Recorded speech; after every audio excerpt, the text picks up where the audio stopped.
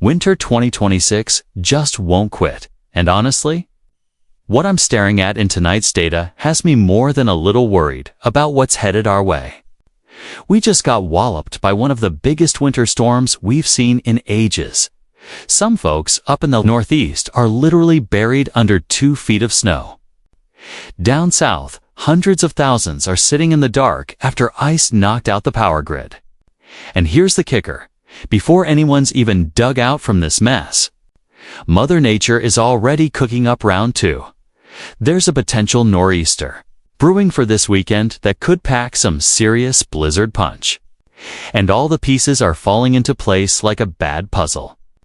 The Arctic blast is firmly planted. We've got our moisture supply locked and loaded. And pretty much every model is screaming about a major storm. Barreling up the East Coast, let's take stock of where things stand right now. That latest winter wallop dumped snow across an absolutely ridiculous stretch of real estate. We're talking Arizona. Clear through to Maine.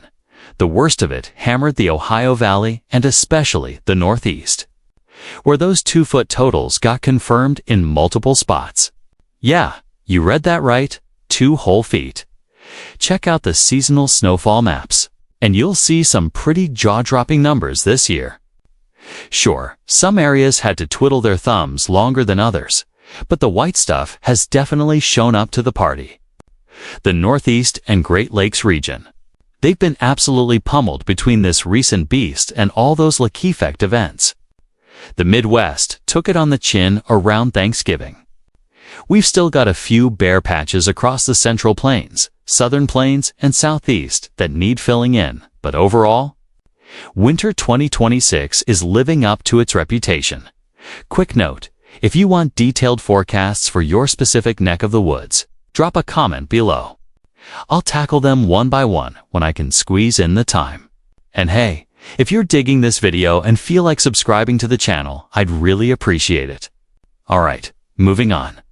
The cold situation right now is absolutely bonkers. Arctic air is sprawled out from New Mexico through Texas and all the way up through the Tennessee and Ohio River valleys. We're running 40 to 45 degrees below normal across this entire region. And here's why that's such a big deal. We're in late January, which is already supposed to be the coldest stretch of the year. So we're not comparing this to some wimpy spring weather. We're 40 to 45 degrees colder than the coldest part of winter should even be.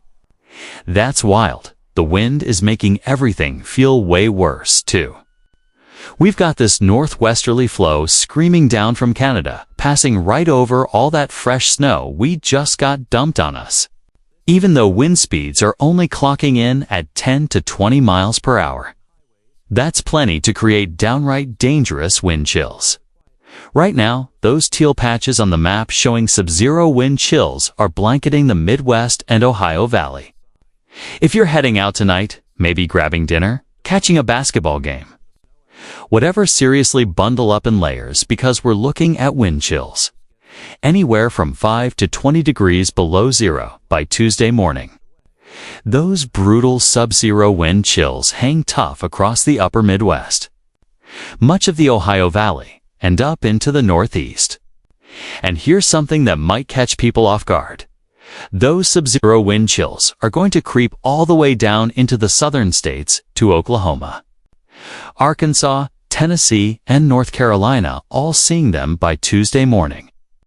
This cold snap is both widespread and nasty. We're still dealing with leftover snow showers from the big storm across the Northeast tonight. But eyes are quickly turning toward the Great Lakes for a serious lake effect situation. Heavy snow bands are gearing up and will really get cranking after midnight. We could see snowfall coming down at 1 to 2 inches per hour for several hours straight, which is really going to mess with Tuesday morning's commute in Michigan. If you're anywhere near Marquette in the Upper Peninsula or over in western Lower Michigan around Traverse City, Kalamazoo, or Grand Rapids, watch out for snow-covered roads on your way to work or school tomorrow. The snow keeps coming through the afternoon too, so your evening commute might get hammered as well. Western, upstate. New York and Northwest Pennsylvania are also in the crosshairs for major lake effect bands. These things are narrow, but super intense. You might drive through a foot of snow, then cruise 10 miles down the road and see basically nothing. That's just how lake effect rolls. Don't sleep on the Pacific Northwest either. Snow's coming down across the Cascades in Northern California, Oregon, and Washington State. Higher up, they're getting significant accumulations that'll make the ski resorts very happy. Lower elevations are getting rain instead. This whole show continues from Tuesday afternoon into Wednesday morning. Now, let me get to what's really grabbing my attention tonight. Once we hit midweek and roll into Friday, January 30th, we need to start keeping a close eye on what could turn into a significant nor'easter. Here's how this thing sets up. The polar jet up north is going to send energy swooping down into the eastern United States.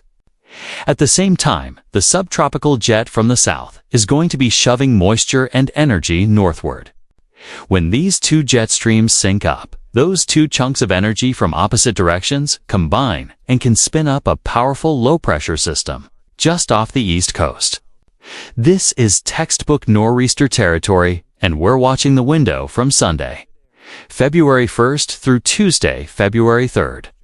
The foundation for this storm is already poured. We've got Arctic air parked across the eastern United States. Check, that's our cold component sorted. Now we need moisture, and that's coming from the Gulf of Mexico and Western Caribbean. All the ingredients are sitting there on the counter. The European model tonight shows these systems starting to merge.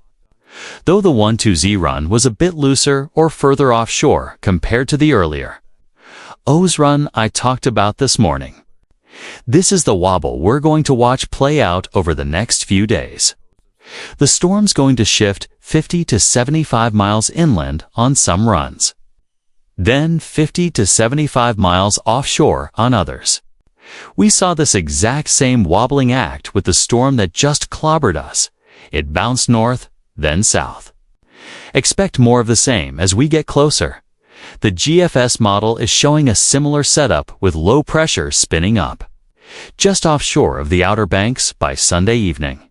This is a strong system at 971 millibars, but it's also showing a track that keeps the worst impacts just offshore for most of the coastline. That said, things can flip quickly with tiny adjustments. The Canadian model is way more aggressive and shows everything coming together much faster and further south. This version actually dumps snow on Georgia, most of the Carolinas, including right to the coast, Virginia Beach, and all the way up the I-95 corridor. If this model nails it, we're talking blizzard. Those tightly packed isobars mean screaming winds combined with Arctic air and heavy snow. Places like Boston and New York City could see snow coming down at 3 inches per hour. Is this a done deal? Absolutely not. But it's definitely a scenario worth monitoring closely. The ensemble members are backing up this potential, including the AI models which have been killing it this winter. Technology, am I right?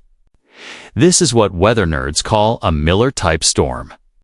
It develops off the southeast coast, cruises parallel to the east coast just offshore, and taps into cold air from the north meeting moisture from the Caribbean and Gulf.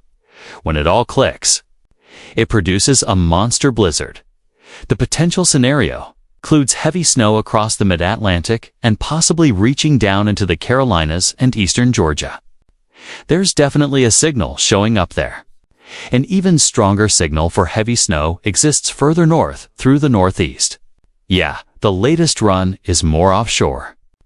But remember, this thing's going to wobble back and forth over the next couple days as the models start agreeing with each other. Another thing to think about with these powerful low-pressure systems is wind. When they really tighten up like a cinnamon roll, great visual, right? Those compressed isobars create fierce, northerly winds. If this storm tracks close to the coast, blowing and drifting snow is going to be a massive headache. Even spots with modest snowfall totals could see major drifts that make travel absolutely treacherous. Whether you're planning to hit the road or catch a flight in early February, this system needs to be firmly on your radar.